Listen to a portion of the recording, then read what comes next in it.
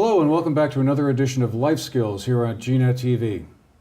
My name is Andrew McKeever. I'm the news director here at the News Project on GNet Television.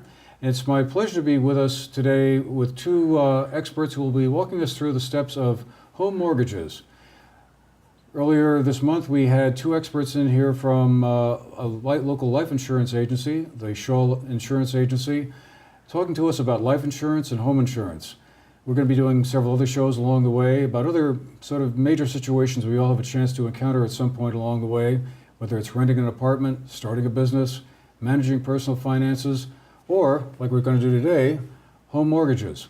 So, today we have with us two local bankers. Lisa Souls is the mortgage loan officer with the Bank of Bennington, based here in Manchester. And Wendy Schnile is the assistant vice president and mortgage loan officer, also with the Bank of Bennington, based at their home office in Bennington. Ladies, a pleasure to have you with us today. Thank you. Thank you, Andrew. So, buying a house and taking out a mortgage for the first time is usually a pretty scary prospect for a lot of people. I know it certainly was for me back at an earlier period in life. We won't go into numbers or anything like that, but it was a complicated, confusing process for me. I didn't really understand what was going on. So, let's start off with the person who is maybe in their mid-30s, let's say, buying a home for the first time. They've been renting an apartment for a while, but are now ready to make that next step into buying their own home and need to get some financing help in the form of a mortgage.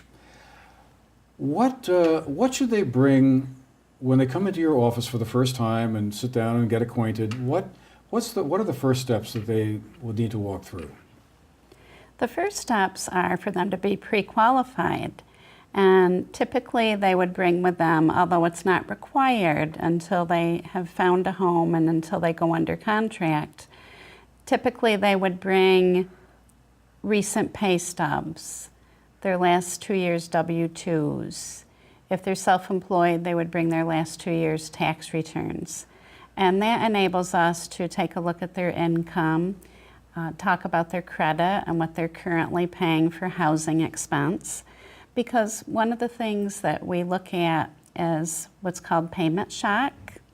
And we know that a potential buyer knows their budget much better than we do. Mm-hmm. So if they were currently paying $800 a month for rent, they probably wouldn't want to start paying $1,600 a month on a mortgage, even if we say that they qualify. So they know their budget so much better than we do because they utilize it on a daily basis. So is that how you sort of determine whether or not they're a good credit risk or not? I mean, you probably look at those pay stubs or income records, tax returns perhaps as well, and just sort of say, well, you're trying to bite off more than you can chew here by buying this $500,000 home or whatever. I mean, is there a process you go through that says, this person is a good credit risk, but and this person may not be? And that's handled in the pre-qualification process. The customer would complete an application, and with that application, it's looking at your 2-year history for employment, your 2-year history of where you've lived. And what we're trying to do is gauge the ability to repay the mortgage based off of income. We're looking at how much assets do you have for the down payment and the closing costs. So it's not just income that we're looking at, but we're looking at the history of what this customer has, what their strengths are. And with that, we're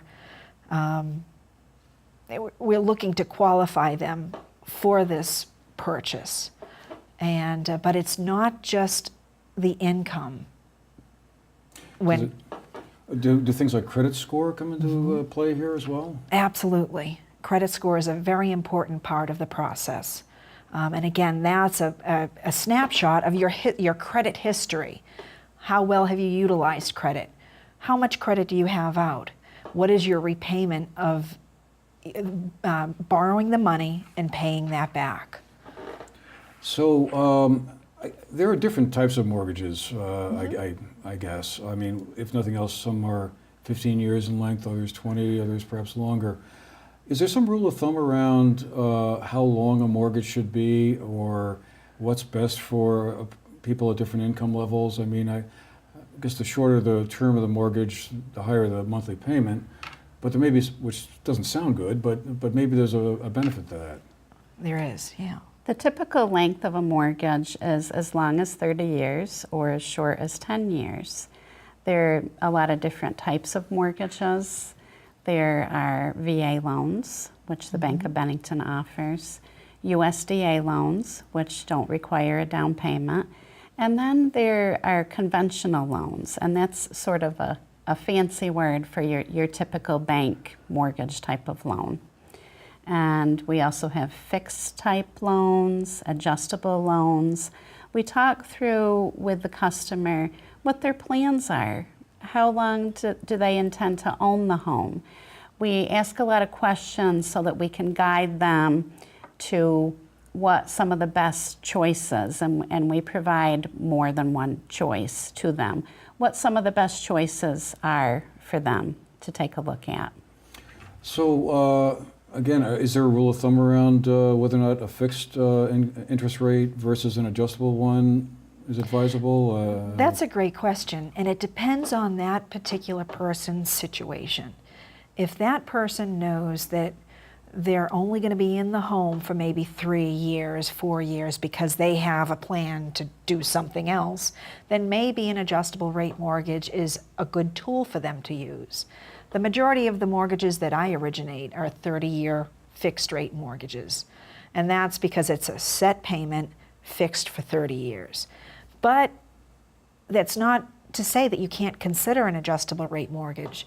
Your fixed rate mortgage is going to be priced higher than an adjustable rate mortgage. But your adjustable rate mortgage is fixed for a certain period of time, and then it has the ability to adjust after a certain locked period.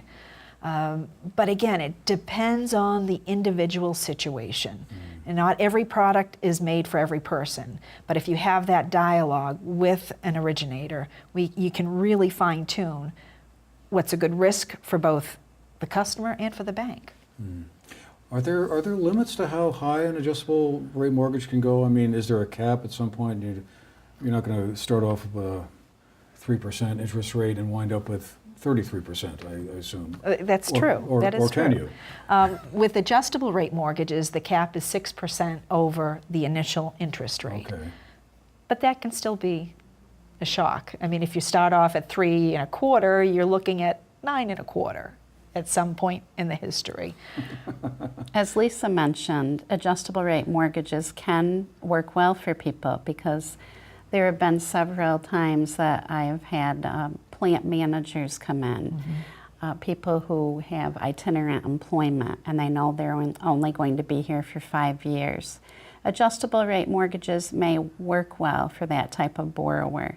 Or if a borrower they know that they will only need the loan for a few years, maybe because they're going to sell other things that they own or that type of thing. So even if they're going to stay in the home for a long time, maybe they only need the loan for 3 to 5 or 7 years. So that's when an adjustable rate mortgage may work best for them. Yeah. Now, is this where a balloon payment comes into play here? I hear that term bandied about every now and then. I guess first of all, what is a balloon payment, and how does that work? Well, that's when you wind up with a lot of money to pay off all at once, I guess, right? And the Bank of Bennington does not have a product in our residential lending side that has a balloon payment on any of our products. Okay. But we definitely hear many people that do have a balloon. And what that means is they've taken out a sum of money, and in 5 years, they're to pay that whole money off. Typically, people are paying a lower payment during the 5 years, but at the end of the 5 years, at the end of the 60 months, there's a big chunk of money that needs to be paid off in full. That's the balloon payment. Thankfully, we don't have any of those products available. Because I imagine there'll be a lot of customers that will go, uh-oh. I'll be one of them. So the other thing I was wondering about, what is the mortgage rate environment like these days? It's my sense of it is that it's sort of on the low side, at least historically speaking, and it kind of has been on the low side for a while. Is that going to continue, do you think, or are we headed a little bit farther up? I suppose we'd all like a crystal ball, right, That Lisa? crystal ball is not working today. But yes, you're correct. The rates have been historically low for a very long time, for, I would guess, about the last 7 years or so. And they continue to be low. They're very reasonable. It's still a good time to buy. And for many of our customers, it's still a time for them to refinance. And I know we're going to talk about that a little later in the show. Yeah. The other question about mortgages that I was wondering about, we started off talking about the, first-time home buyer, the person who's coming into this situation for the first time and may not know all the ins and outs of that. How is it different for the customer who has already bought a home, maybe is now selling that home and buying another one, but maybe buying a larger one? Does the routine get different for that customer who's already been through the mortgage process once and is now taking out, I guess you'd call it a second mortgage? I think part of it, I'm pretty sure that Lisa and I handle it the same way. I think part of it is to gauge the customer, because you can have a first-time home buyer, and basically what we would do is we would spend an hour with them doing the pre-qualification, giving them sort of a mini home buyer seminar, if you will, of the entire process. But it's not to say that we don't utilize that same type of meeting with someone who has owned a home, and that's for a couple of reasons. The mortgage process can be ever-changing, so if someone hasn't bought a home in 10 or 15 years, there are a lot of things that could be new to them. So what we do is we gauge it after having conversation with the customer of how interested are they in the education piece. Some customers will come in and they'll just say, okay, we know we want this type of product, we want to put this amount of money down. But then there are other customers who have owned a home before who may want to know the same information as a first-time home buyer because of the ever-changing industry. So you mentioned down payments there in that last answer, and there was one question I also wanted to throw out was, is there a rule of thumb around a down payment? If someone's buying a $200,000 home, does that mean you better have $20,000 or whatever on hand to kind of get the show going, or is it kind of whatever happens to be possible? Well, it all depends on which product you're going into and what kind of home you buy. Are you buying a primary residence or are you buying a second home? If you're buying a primary residence and the Bank of Bennington underwrites our loans to Fannie Mae standards, Fannie Mae has this Home Ready program where as long as you qualify, you can put as low as 3% down. The next down payment is 5%, 10%, 15%, or anything between that and 20% will require private mortgage insurance. If you are able to put the 20% down, then that avoids that private mortgage insurance. Second home purchases, if you're buying a second home, it is a requirement that you're putting down 10%. Okay. And Lisa and I lend in very different markets. The Bennington market, typically at least 50% of the mortgage loans that I close are called USDA loans, and that's a 0% down product. You don't necessarily have to be a first-time home buyer. There are income limits that you can exceed in order to qualify for that program, and they're pretty liberal for Bennington County. For example, a family of 4 can make up to the $95,000 a year range and be able to qualify for that product. So again, very different markets where I'm on the 0% end or a 3% down end. And I would say 20 to 25% of the loans that I write are down payments with 20% or more. And I suppose the benefit to a down payment is that lowers the interest rate, and it lowers the amount of money the customer is borrowing.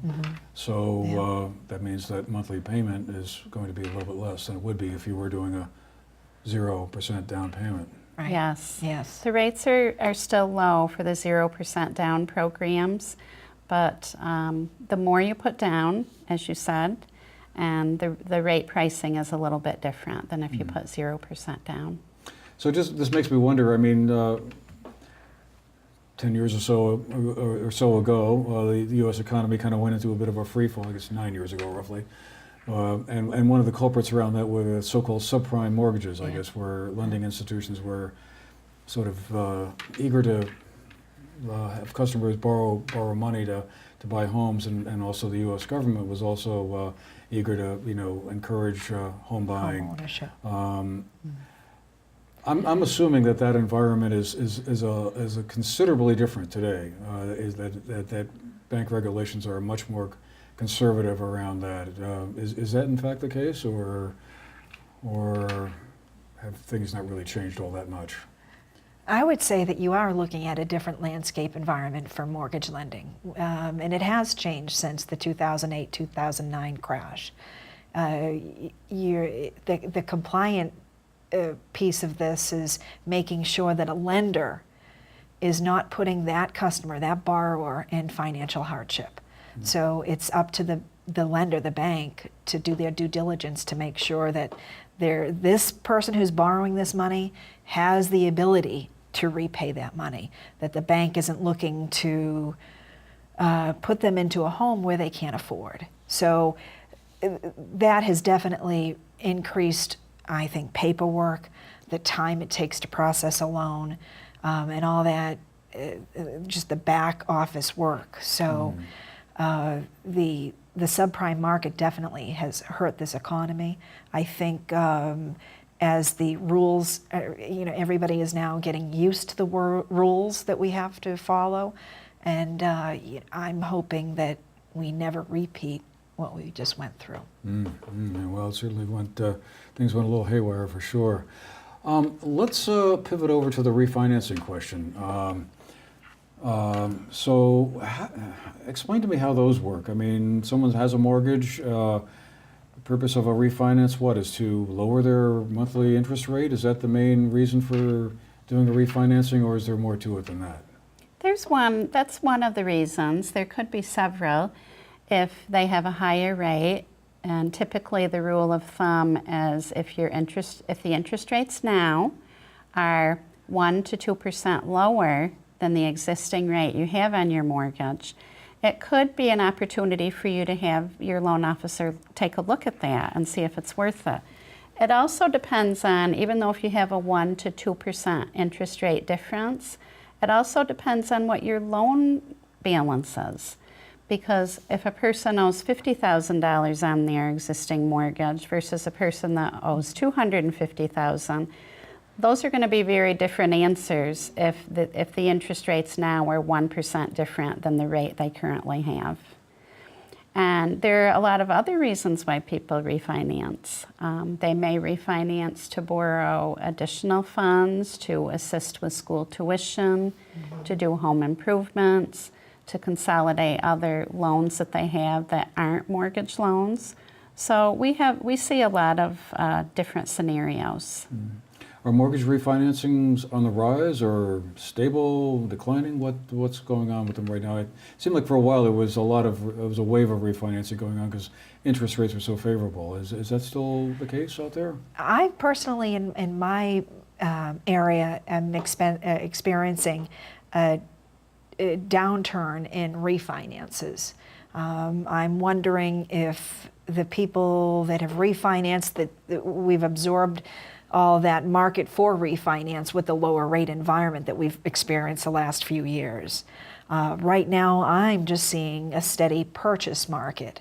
But the interest rates for refinancing are still very low and very competitive. So it's well worth an opportunity to discuss whether or not it would be wise to refinance. And I have the same in the Bennington market, Andrew. I would say 80% of my transactions right now are purchases. And so we're busily meeting with mostly purchase candidates. And that's probably the first step that they take when they're wanting to buy a home, is to see the bank first. Because when they go to see the realtor to make an offer on a house that they've found, the realtor always requests a pre-qualification letter in order to submit that offer. So many times the bank is the first stop for people who are wanting to buy a home. Okay. I was wondering, I know we talked about this a little bit before we went on the air, but the tax implications of a mortgage, there must be some. If it would have an impact on your tax, but I guess that's a question that the customer should refer to an accountant on for specifics. If somebody came to me and asked, what the implications are on their personal tax returns, I would definitely advise that they go and speak to their tax accountant. You do pay mortgage interest, you do pay property taxes, but because the IRS rules change regularly, Wendy and I just don't keep up with all those different moving pieces on the IRS rules. But there could be an advantage, but the best person to get that information from would be a tax accountant. And one other thing I wanted to follow up on that you had mentioned earlier, Lisa, was mortgage insurance. That, when should someone take that out?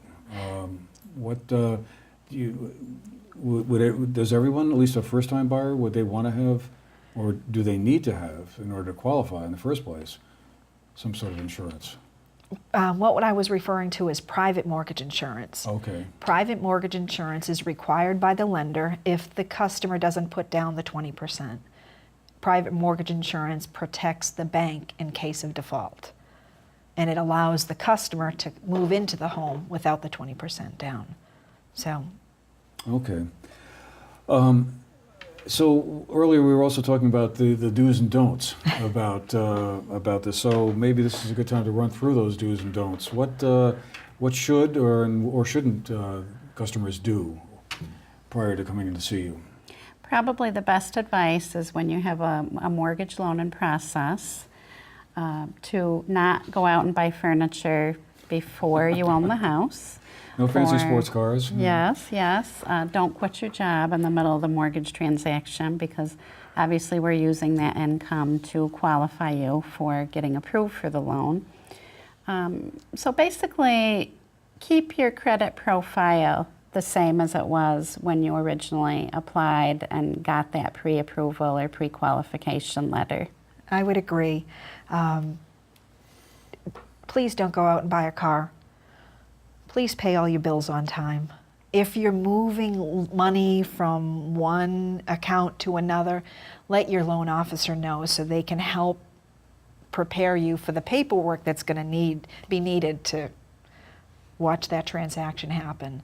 Does that actually happen a lot, where you have a customer that's in the middle of a mortgage negotiation with you and they decide, oh, this is the time for me to take this exotic vacation to the other side of the world, and I'll see you in about 3 or 4 months? Yes. Wow. It does happen more often than you probably want. And it's funny, over the last few years, when you're in that process and somebody decides that they're going to leave their current employer and go to another employment area, and they think it's a good thing because they're obtaining more money. But if you're in that process of a mortgage application, the lender doesn't see it that same way. They want to see consistency. They want to see reliable sources of income. So a job transfer in the middle of a transaction, it's not always the best thing. Wow, that's interesting, because opportunities come along when they come along, and if you're having a chance to double your income or something like that, it would seem like, why wouldn't you? But that's a red flag for bankers, I guess. It would be something that we would have to pause on. We would need to document that you have certain income through pay stubs. So that's all of that paperwork that you need when you're going through that change of through the mortgage process. And when you think about it, it's human nature that a person who doesn't do mortgages every day, if I didn't and I were buying a home, I may not consider those points. So it's good that we're talking about them in this at this juncture. I think we've covered just about everything I can think of here in terms of mortgages. It's certainly one of those big deal moments in folks' lives when they undertake that obligation to buy a home and make a commitment for a period of time, whether long or short, to owning a home. And I imagine it's always in that business. It's always an ever-changing mosaic too, where you keep on trying to follow what's going to happen. I know you probably don't want to look into the crystal ball and make a guess, but do you think those interest rates are going to be moving upward a little bit more? Are the tea leaves sort of moving in that direction? That interest rates. What are they at actually roughly now for? Interest rates are still hovering. It depends on which term and which product you're going for, but again, the traditional mortgage for the 30-year, they're still hovering around the 4% interest rate with an APR of around 4.197. So they are definitely remaining low. With that future question, if you asked me that 3 years ago, I wouldn't have told you that I think interest rates are going to be this low today. I don't know when they're going to change. For a 30-year commitment, I do think that our interest rates are very low. But who knows? But who knows? Oh, well, we'll have to leave it on that ambiguous note then. I want to thank Wendy Schnile of the Bank of Bennington and Lisa Souls, also the Bank of Bennington, both mortgage loan officers and clearly experts in this field.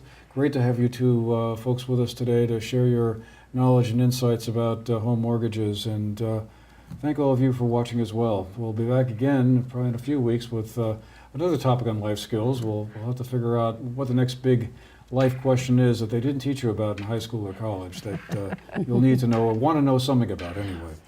Thank you again for watching. This has been the GNET TV News Project, and we'll see you again next time.